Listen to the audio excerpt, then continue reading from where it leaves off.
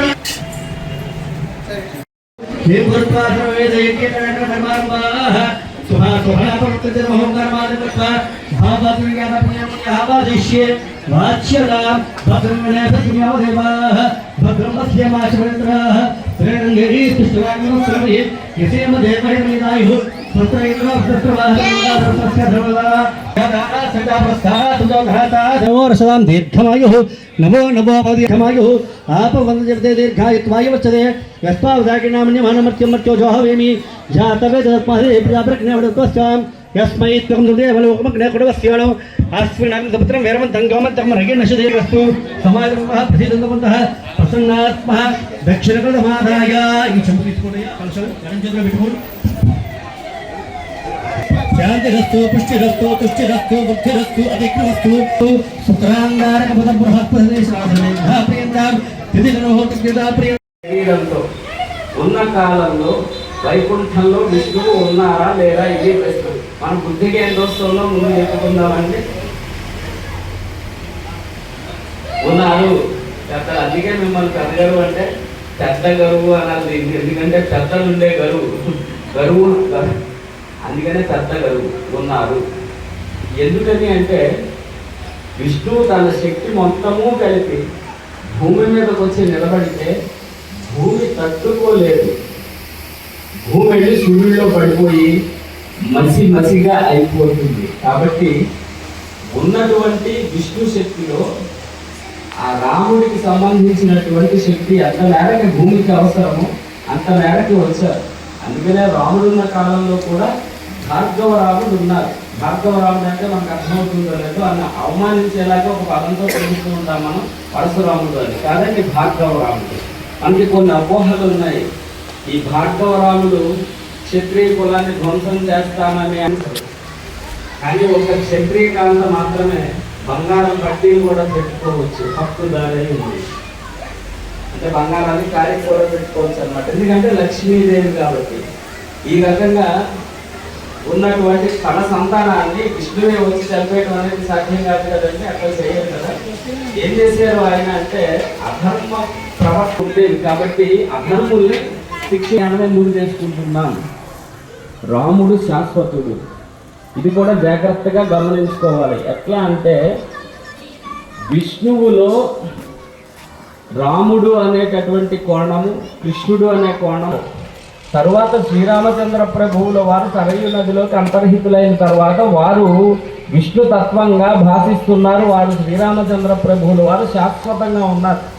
ఇప్పటికీ కూడా శ్రీరామచంద్ర ప్రభువుల వారిని అమ్మ సీతామాతని పిలిచినట్లయితే పలుకుతారు. భగవంతుడు శాశ్వతుడు, ఒకప్పుడు ఉన్నాడు ఒకప్పుడు లేడు అనేటటువంటిది మనం చెప్పకూడదు.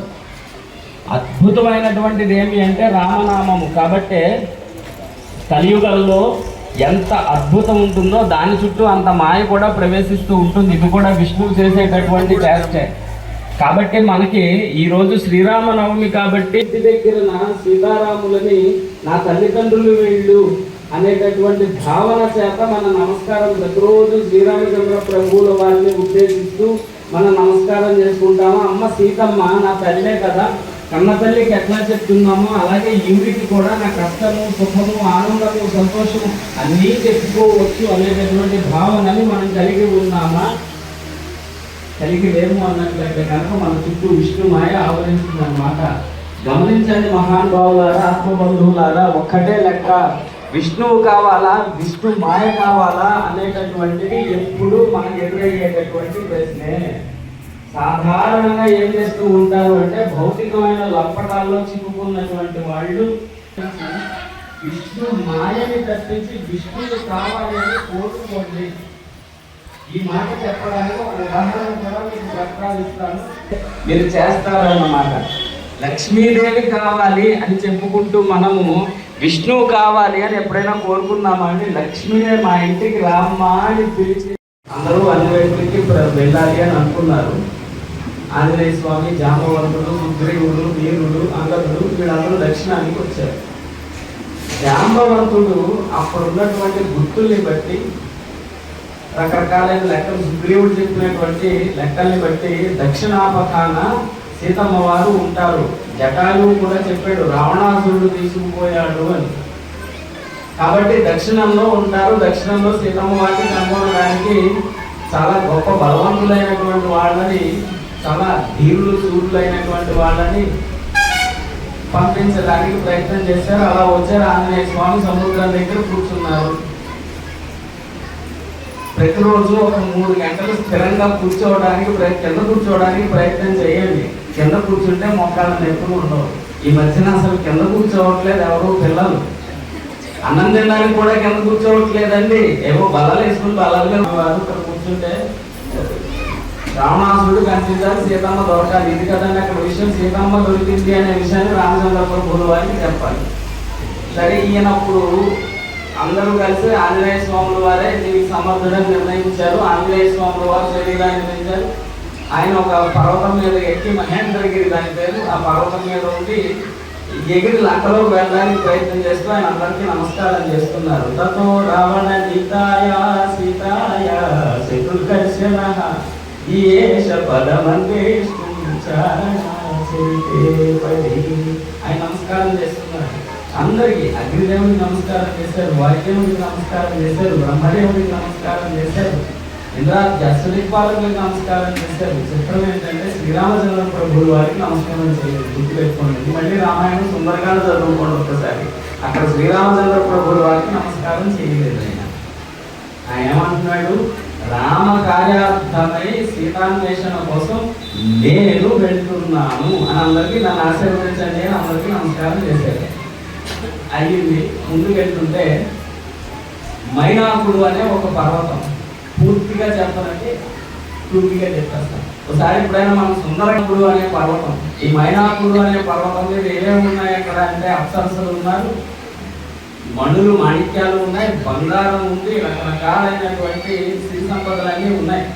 ఈ మైనాకుడు అన్నాడు, కాసేపు కొంతసేపు విశ్రాంతి తీసుకోవయ్యా, ఈ పర్వతం మీద మధుర ఫలాలన్నీ ఉన్నాయి, ఫలవృక్షాలన్నీ ఉన్నాయి, తృప్తిగా ఆకలి తీర్చుకుని ప్రశాంతపడి అప్పుడు వెళ్ళు అన్నాడు ఆయన. అంటే ఈయన ఏం చేశాడంటే కాదని ధృవీకరించలేదు, అవునని ఆతిథ్యాన్ని స్వీకరించలేదు ఆంజనేయ స్వామి వారు. ఆయన ఏం చేశారంటే చేతితో స్పృశించారు అంతే. స్పృశించి ఒక నమస్కారం చేసుకుని ఆయన ముందుకు వెళ్ళిపోయారు. గుర్తుపెట్టుకోండి ఈ విషయాన్ని. ఆయన తృణీకరించలేదు, వదిలేయలేదు. అలా అని చెప్పి అక్కడే కూర్చోలేదు, చేతితో తాకేరు, అవి ఉన్నాయి అన్న దాన్ని ఆయన గుర్తించారు, ముందుకు వెళ్ళిపోయారు. ఇంకొంచెం ముందుకెళ్ళిన తర్వాత సింహిక అనే ఒక రాక్షసి ఉంటుంది సముద్రంలో. ఈ సింహిక ఏం చేస్తుంది అంటే మనని నీడ పట్టి లాగేస్తుంది, ఆంజనేయ స్వామిని నీడ పట్టి లాగేస్తూ ఉంటుంది. నీడ పుచ్చుకుని ఎవరు లాగేస్తున్నారు, నేను ఇంత వేగంగా వెళ్తుంటే ఎవరు ఆటంకం కలగజేస్తున్నారు అని చెప్పి కంగారు పడి చూస్తే నీడను లాగేస్తూ ఉంటుంది సింహిక అనేటటువంటి రాక్షసి. దానిని సంహరించి ముందుకెళ్ళి మొత్తానికి లంకలోకి వెళ్ళిపోయారు. లంకలో లంకిని అనే ఒక ఆవిడ వచ్చింది రాక్షసి. ఆవిడ అనుమతి లేకుండా ఎవరు లోపలికి ప్రవేశించకూడదు. ఆవిడేం చేస్తుంది, ఎవరైనా సరే నా నోట్లోకి రావాల్సిందే అంటుంది. అప్పుడు ఈయన ఏం చేస్తారంటే చిన్న సూక్ష్మ రూపంతో ఆవిడ నోట్లోకి వెళ్ళి బయటకు వచ్చేసి ఇదేనమ్మా పరిస్థితి, వెళ్ళి వచ్చేసేది కదా, కాబట్టి ఇంక నేను బయలుదేరుతున్నాను. అదే కుదరదంటే లంకిని చంపేశారు ఆయన. లంకలో పెట్టారు. లంకలో పెడుతూ లంకలో ఎడంకాలు పెట్టారు ఆయన. పెట్టిన తర్వాత అక్కడ ఒక మాట అనుకుంటారు, ఇది కూడా సుందరకాండలో ఉంటుంది. ఈ సముద్ర లంఘనం అనేది, అంటే సముద్రానికి దాటి రావటం అనేది, నేను జాంబవంతుడు ఎలాగా ముసలాయన అయిపోయాడు, ఆయన మళ్ళీ ఇప్పుడు కాకపోవచ్చు, నేను అంగదుడు సుగ్రీవుడు నీరుడు నలుగురు మాత్రమే రాగలం, శ్రీరామచంద్ర ప్రభువుల వారు కూడా రాలేరు కదా అనుకుంటాడు. గుర్తుపెట్టుకోండి. అప్పుడు వెంటనే మళ్ళీ అమ్మో రామచంద్ర ప్రభువుల వారి గురించి ఇలా అనుకుంటున్నాను ఏంటని చెప్పి ఆయన పశ్చాత్తాపడతారు అనుకోండి, అయిపోయింది. ఆ తర్వాత ఈయన మొత్తం లంకంతా వెతకడం మొదలు పెడతారు. రాత్రి అయ్యే వరకు వేచి ఉండి రాత్రి అయిన తర్వాత లంకంతా వెతుకుంటూ ఉంటారు. ఆ తర్వాత శ్రీరామచంద్ర ఆంజనేయ స్వాముల వారు రావణాసురుడి అంతఃపురానికి వెళ్తారు. అంతఃపురం అంటే 3వ అంతస్తులోకి వెళ్తారు. ఇక్కడ పెద్దలు ఉన్నారు, తాత్వికులు ఉన్నారు, తెలుసు. 3వ అంతస్తు అంటే 5 అంతస్తులు ఉన్నాయి మనిషికి, కోశాలు అని పిలుస్తారు. 5 కోశాలలో 3వ అంతస్తుని మనోమయ కోశము అంటారు. పూర్తిగా చెప్పడానికి సమయం మీ దగ్గర లేదు, నా దగ్గర లేదు కాబట్టి 3వ అంతస్తుని మనోమయ కోశం అంటారు. గుర్తుపెట్టుకోండి. ఈ 3వ అంతస్తులో ప్రవేశించారు. ప్రవేశిస్తే శ్రీరామచంద్ర ఆంజనేయ స్వాముల వారు రావణాసురుడి అంతఃపురానికి వెళ్తారు. అంతఃపురం అంటే 3వ అంతస్తులోకి వెళ్తారు. ఇక్కడ పెద్దలు ఉన్నారు, తాత్వికులు ఉన్నారు, తెలుసు. 3వ అంతస్తు అంటే 5 అంతస్తులు ఉన్నాయి మనిషికి, కోశాలు అని పిలుస్తారు. 5 కోశాలలో 3వ అంతస్తుని మనోమయ కోశము అంటారు. పూర్తిగా చెప్పడానికి సమయం మీ దగ్గర లేదు, నా దగ్గర లేదు కాబట్టి 3వ అంతస్తుని మనోమయ కోశం అంటారు. గుర్తుపెట్టుకోండి. ఈ 3వ అంతస్తులో ప్రవేశించారు. ప్రవేశిస్తే మండోదరి దేవి అక్కడ కనబడింది ఈయనకి. అంతేకాదండి రకరకాల మద్యాలన్నీ అట్లా. మద్యం అంటే మీకు తెలుస్తుందో తెలీదో మాకు తెలీదు, అది మత్తులిచ్చేటటువంటి పానీయం. అవన్నీ అలా పడి ఉన్నాయి. మాంసాలన్నీ సగం తినేసి పడి ఉన్నాయి. ఎవరు ఒంటి మీద కూడా సరైన వస్త్రం రావడం లేదు. ఇంత గురించి నేను చెప్పకూడదు, ఆయనకు అర్థమైంది, నీకు అర్థమైంది. ఇవన్నీ చూసి మండోదరిని చూసి సీతాదేవి అని అనుకుంటారు ఈ ఆంజనేయ స్వామి వారు. అక్కడ ఏం చేశారంటే స్తంభాలు తిరుగుతారు, తోక కొడుకుంటారు. ఒక వానరుడు ఎట్లాంటి చేష్టలు చేస్తారో అన్నీ చేశారు. ఆ తర్వాత అందులోంచి బయటకు వచ్చి ఆయన అనుకుంటారు, అయ్యో మండోదరుడు ఇట్లా ఎందుకుంటారు, సీతాదేవి ఇలా ఎందుకుంటారు, ఈవిడ సీతాదేవి కాదు వేరే ఎవరు అయి ఉంటారు అనుకుని అప్పుడు ఆయన బాధపడతారు, ఏడుస్తారు. ఏడిచి ఈ ఎక్కడ మొత్తం లంకంతా చూసినా సీతాదేవి జాడ పడలేదు. ఇప్పుడు మనం వెళ్ళి శ్రీరామచంద్ర ప్రభువుల వారికి ఏ ముఖం పెట్టుకుని చెప్పాలి ఈ విషయాన్ని? సీతాదేవి కనపడలేదు అన్నట్లయితే రామచంద్రుడు బతుకుంటాడా, లక్ష్మణుడు బతుకుంటాడా, వీటిని ఎవరూ లేని అయోధ్య ప్రజలు బతుకుంటాడా? ఇంతమంది ఇబ్బందికి కారణమైన నేను ఇక అసలు ఇక్కడి నుంచి వెళ్ళను, ఇక్కడే ఉండిపోతాను, ఆహార పానీయాలన్నీ మానేసి ప్రాయోపవేశం చేస్తాను, అంటే చనిపోతాను అని తీర్మానించుకుంటాడు. అప్పుడు ఏడుస్తాడు. ఏడుపులోంచి వాల్మీకి మహర్షి ఒక శ్లోకం చెప్పారు, నమోస్తు రామాయ లక్ష్మణాయ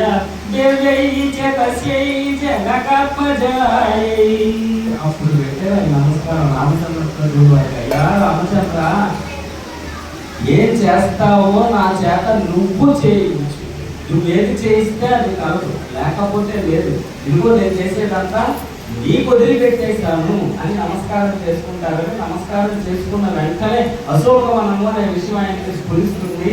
అక్కడికి వెళ్తారు. వెళ్తే శోక దేవతలాగా కూర్చున్నటువంటి సీతాదేవి ఆయన కనిపిస్తే, సీతాదేవి ఈయన స్వరూపాన్ని చూసి ఎక్కడ భయపడతారో అని భావించి చిన్న కోతి పిల్లలాగా కళ్ళలోంచి నీళ్ళు వస్తుంటే కళ్ళ మీద చెయ్యి పెట్టి కళ్ళు గుర్తు పెట్టుకొని కళ్ళలోంచి నీళ్లు కాకుంటే తల మీద నమస్కారం చేసుకుంటూ చెట్టెక్కి చెట్లు కూర్చున్నారు అశోకవృక్షం మీద. నేరుగా సీతాదేవి కనబడితే భయపడతారేమో.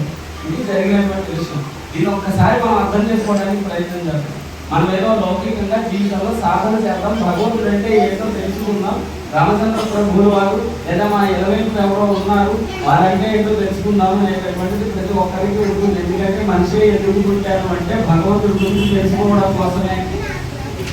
అంతేగాని ఏ రోజు ఆ రోజున ఈ మాయలో పడి ఆ మాయలోనే బతికేసి అట్లా ఉండడం కోసం కాదు, మాయని ఛేదించుకోవడం కోసం మానవ జన్మ అనేది వచ్చింది. అలా వచ్చినప్పుడు సాధన ప్రారంభమవుతుంది. సాధనకు ఉండాల్సినటువంటి మొట్టమొదటి నియమం ఏంటంటే కదలకుండా కూర్చోగలగటం. ఇది ఉండాల్సినటువంటి కదలకుండా కూర్చున్నప్పుడు మనలో ఉన్నటువంటి అగ్ని పైకి ప్రవేశిస్తుంది, ఉద్భూముఖంగా ఉంటుంది. అగ్ని మనల్ని దాటి ఉద్భూముఖాన్ని దాటి బయటికి వెళ్ళింది అనుకోండి, అప్పుడు భగవంతుడి శక్తి దాంతో కలిసి అది మన లోపలికి వస్తుంది. అప్పుడు భగవంతుడి శక్తి లోపలికి ప్రసారం అవుతుంది. భగవంతుడి శక్తి లోపలికి ప్రసారం అవ్వడం ప్రారంభమైంది అంటే లోపల ఉన్నటువంటి జీవుడు ఉద్భవులే పైకి వస్తాడు. ఇదంతా చాలా గొప్ప విషయం. వేదం చెప్పింది నారాయణ సూత్రం. ఇదారు ఎప్పుడైనా దాని గురించి చెప్పుకుందాం. ఇప్పుడు మనం గుర్తుపెట్టుకోవాల్సింది ఏంటంటే మనకి మొట్టమొదటిగా అర్థం వచ్చేది ఏంటి అంటే లౌకికమైన విషయాలు. ఆంజనేయ స్వామికి మైనాకుడు అర్థం వచ్చినట్టు అక్కడ ఉన్నటువంటి సిరి సంపదల్లో, అక్కడ ఉన్నటువంటి పోలికల్లో, అక్కడ ఉన్నటువంటి మొత్తం తాను అనే అనుభవించడానికి వీలైనటువంటి లౌకిక సంపదలన్నీ చూసి మనిషి మొట్టమొదటి దాంట్లో పడిపోతారు. ఇదేం చేశారంటే అవి మాకు వద్దు అని చెప్పి దాన్ని వెళ్ళిపోలేదండి, కృషించాడంటే. అంటే ఎంతవరకు కావాలో అంతవరకు ఉపయోగించుకున్నాం, లేకపోతే లౌకికం గురించి బుర్రలో ఆలోచనలు వద్దు అనేటటువంటి లక్షణం కావాలి.